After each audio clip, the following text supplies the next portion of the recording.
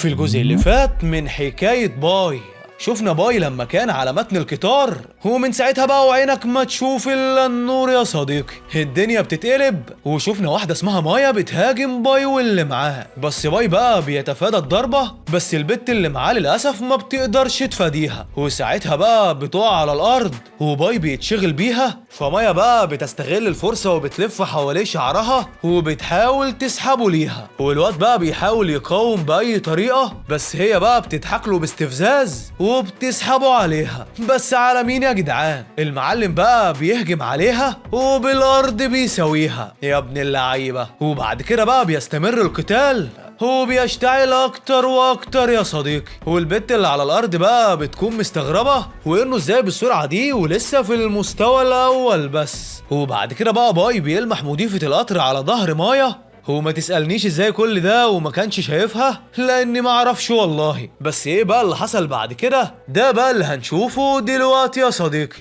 بس الاول كده اذكر الله وصلي على النبي عليه افضل الصلاة وازكى السلام، وارزع بقى اللايك الجميل للفيديو، ويلا بينا نكمل يا صديقي. بنشوف باي بقى بسرعة بينقذ المضيفة والوحش بيهرب، وساعتها بقى سانجا بتقول له عملت ايه؟ الوحش هرب منك؟ فقال لها اهم حاجة دلوقتي سلامة الآنسة، وبعد كده بقى بيعمل لها الاسعافات الأولية، تنفس صناعي وانعاش قلب رئوي وكلام جميل خالص، والبت بتفوق وبياخدوها بسرعة للقطار، والمضيفة التانية بقى بتفتح لهم الباب وبيدخلوا القطر، والحمد لله بيمشوا في سلام.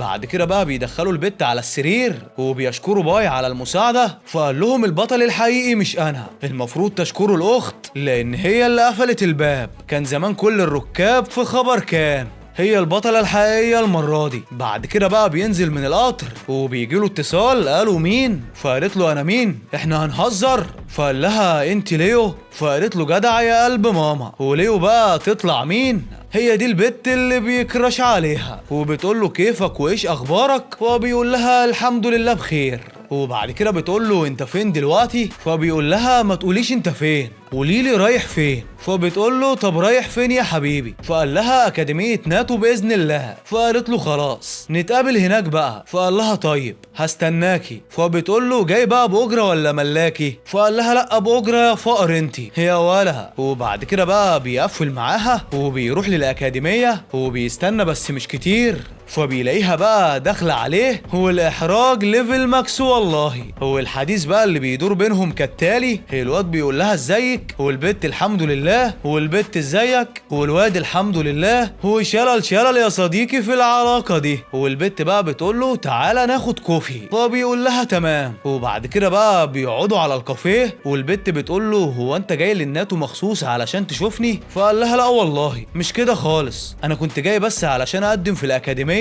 وما اعرفش ان انت فيها اصلا. فالبت بقى بتتكسف وبتقول له انت عايش فين دلوقتي؟ فقال لها لسه كده هدور على اي اوضه اجرها. فبتقول له خلاص يبقى اتاجر في بيتي. فقال لها تمام بس اهم حاجه ما يكونش غالي. فالبت بقى بتتحرج وبتغير الموضوع، سمعت ان كان في حادثه صعبه جدا امبارح، احكي لي عن الوحوش اللي قابلتكم. فقال لها كانت بنت هبله كده شعرها طويل وكان اسمها مايا، تخيلي بقى ان في وحش اسمه مايا. فقالت له طيب وانت هربت؟ انت ازاي بجد هربت من الوحش؟ فقال لها هربت؟ لا طبعا، امسكي ده يا هانم، ده كارنيه الصيد بتاعي. فالبت بقى بتبص عليه وهو بيقول لها انا ما نسيتش وعدنا، انا برضو كنت بتدرب من ساعه ما ايقظت قوتي. فقالت له جدع والله. هو الجو بينهم بقى كان جميل يا صديقي لحد ما بيدخل اللطخ ده وبيمسك كارنيه الواد وبيهزق بيه وبيقول له من المستوى الاول ده ايه العار ده، واللي هو يعني ده الكلب احسن منك والكلام ده، وفاكر انه كده هيحرجه قدام ليو. غلبان والله ما يعرفش ان باي باتمان. وبعد كده بقى بيروح يصفر في ودن ليو، بس هي بتقول له اسكت بقى. فبيقول لها ايه اسكت؟ وبعد كده بقى التليفون بيرن وبيتقال الو مين؟ فبيترد في حالة طارئة ومحتاجين قوتك معانا. فقالت له خلاص تعالى وخدني دلوقتي انا مستنياك. وبعد كده بقى بتودع باي قبل ما تمشي، والمعلم بقى بيقول لها سلام، وبتروح تركب مع زميلها وبيتجهوا للمهمة الطارئة. وابننا باي بقى بيروح على الأكاديمية، بس الطلاب اللي هناك بيهزقوا بيه بس كالعادة يعني ما بيعبرهمش خالص، ظابط حاله كده ومريح دماغه على الآخر.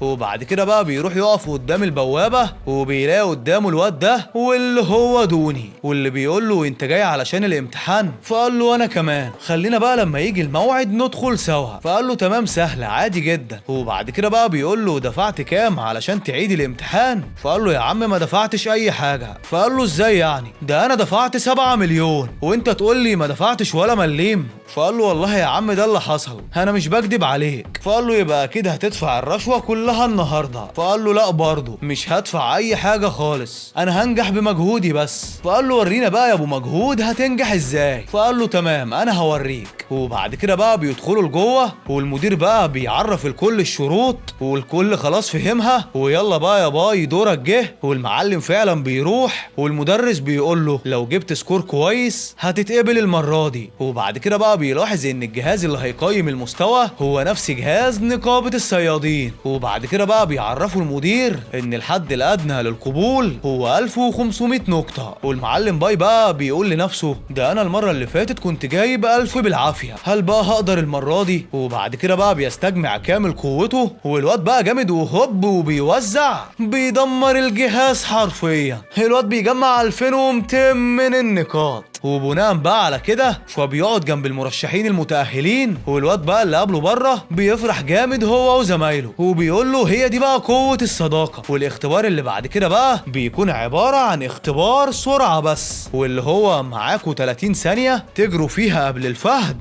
والفهد هيجري بعدها، بس اللي النمر بقى هيلحقه هيمرجحه. وساعتها بقى المدير بيروح على المروض وبيقول له خلي النمر ينجح الكل الا الواد الفقير اللي هناك ده، وكان يقصد باي بالكلام ده. فالراجل قال له ايه هو ما دفعش ولا ايه؟ فقال له لا ما دفعش ولا مليم. فقال له علشان كده تمام فهمت. وبيبعت بقى الفهد بتاعه ورا المتسابق الاول واللي فعلا بيكسب بكل سهوله. وبعد نجاح الطالب الاول بسلام بيدخل طالب تاني بس مش قادر ياخد نفسه خالص، وساعتها بقى الفهد بيجري وراه وبيعمل نفسه انه هيضربه وقال يعني قلشت منه. الواد بقى بيقع على دماغه وبيعمل نفسه مريض، بس باي بقى شافه وقال لك بس الاختبار ده كمان في جيبي، يعني هعدي السنه دي والسنه دي بقى مش زي كل سنه، انا هكسب يعني هكسب. والمعلم بقى بيدخل على الحلبة ولسه بيجري وبيلاقي اللي وراه، بس على مين يا صديقي؟ ده اسد العرين الوحش المهيمن باي.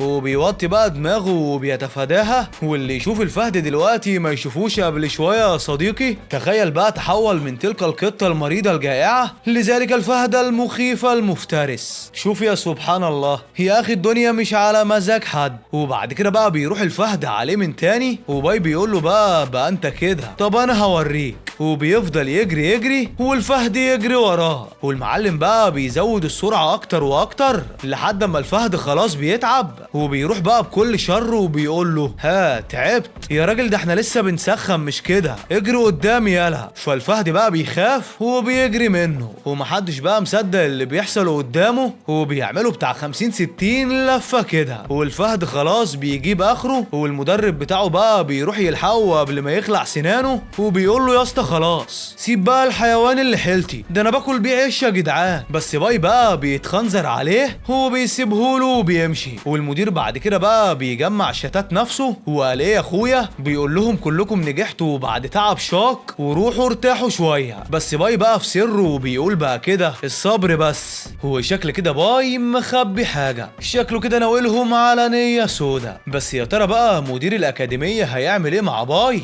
وده لانه متضايق منه لانه ما دفعش رشوه زي الباقي. بس ايه بقى اللي هيحصل وباي هيعمل ايه بالظبط؟ ده بقى اللي هنشوفه في القسم اللي جاي ان شاء الله. فمش محتاج اوصيك اشترك في القناه وارزع بقى اللايك الجميل للفيديو علشان باذن الله يوصلك اي فيديو جديد ينزل على القناه. والاهم طبعا اذكر الله وصلي على النبي عليه افضل الصلاه وازكى السلام.